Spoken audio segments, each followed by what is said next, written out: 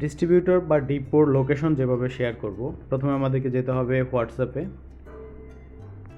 হোয়াটসঅ্যাপের message option থেকে যে ডিস্ট্রিবিউটর পয়েন্টের লোকেশন শেয়ার করব সেই ডিলার কোডটা আমরা এখানে দিয়ে দিব, সেন্ড।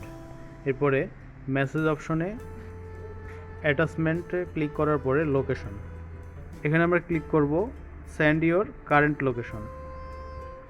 লোকেশনটা শেয়ার হয়ে যাবে। এবার টিএসএম ভাই এই ডাটাটা এক্সেলে বা গুগল শিটে কপি করে পেস্ট করবেন।